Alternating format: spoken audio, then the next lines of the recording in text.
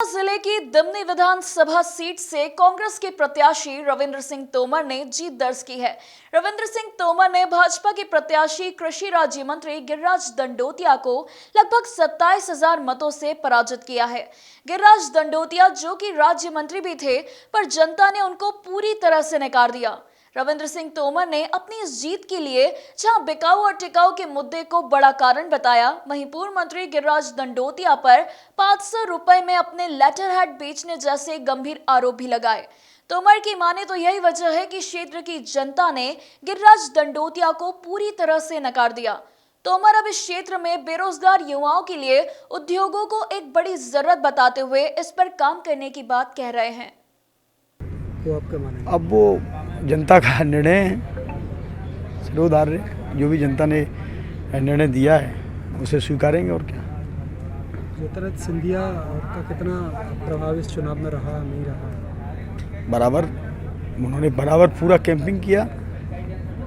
शिवराज सिंह जी के साथ, नरेंद्र सिंह जी के साथ सिंधिया जी ने पूरी तरह से पूरे क्षेत्र में कैंपिंग किया। पूरा चंबल, ग्वालियर जितनी भी सीटें हैं उन पर उन्होंने प्रचार प्रसार किया, उसका लाभ भी हुआ। अगर कमी कहाँ रहेगी जो इस तरीके की? कमी नहीं रहती है, कमी कहीं नहीं रही है। अब जो जनता का मूड है, जो उनको निर्णय करना है वो कर दिया। ये चुनाव जनता ने लड़ा है पूरा। दिमनी क्षेत्र की जनता, बच्चे, बूढ़े, जवान सब पूरी तरह से लगे हुए थे चुनाव में, और उनका एक ही सोच था उसके पीछे कि ये जो जिसको हमने विधायक बनाया 15 महीने पहले और बहुत अच्छे अंतर से जिताया था, और इन्होंने हमारे वोट को बेच दिया।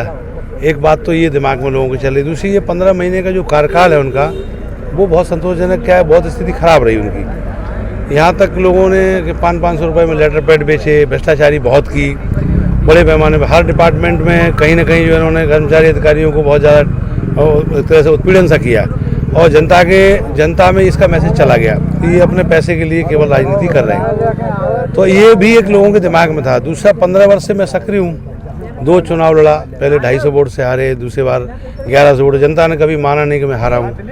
तो ये एक पीड़ा भी मन में जनता की थी कि रविंद्र सिंह बिलौसा एक अच्छे व्यक्ति हैं, इनको लाएं, ये करें, और मैं भी लगातार उनको सेवा दे ही रहा था।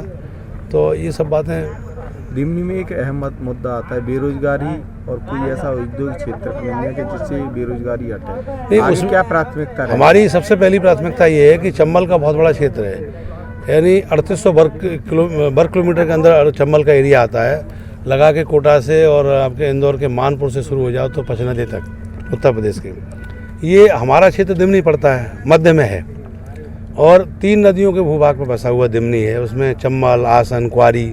और मैं अक्सर ये बात कहता रहता हूँ, मैं बहुत पहले से कह रहा हूँ, किसान नौजवान मंच जो सामाजिक संगठन है, जिसको हमने बहुत धार दी, बहुत जगह काम उसके बैनर के नीचे तमाम आयुर्वेद चिकित्सा कैंप लगवाए, किसान गोष्ठियाँ करवाईं, वैसे जागरूकता अभियान चलाया, मतदाता जागरूकता अभियान, बेटी बचाओ, बहुत सारे काम किए।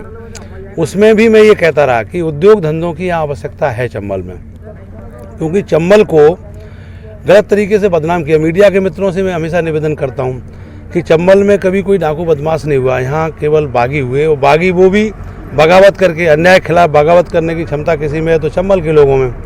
तो मेरा कहना ये है कि आज वो समस्या भी समाप्त हो गई। अब हम चाहते हैं कि यहाँ नौजवान बेरोजगार हैं बड़ी संख्या में।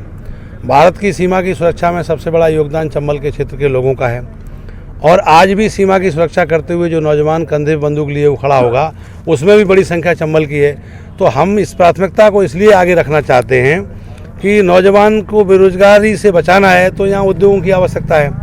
और यहाँ ज़मीन इतनी बेकार पड़ी हुई है कि गरीबों को भूमि, उनको ज़मीन भी मिल सकती है, उद्योग भी लग सकते हैं, तो सड़क, बिजली, पानी, ये मूलभूत आवश्यकता पूर्ति हो जाएगी और ज़मीन की कीमत बढ़ेगी, लोगों को रोजगार मिलेगा। कहते थे कि मेरी दम पे, अगर उनकी दम पे जीती थी तो वो गुना शिवपुरी में क्यों हार गए? इतने ही लोकप्रिय थे तो गुना शिवपुरी क्यों हारे? वो भाजपा में शामिल तो उनको खुद का अपना खतरा लग रहा था, इसलिए हुए, ना कि किसी और के लिए।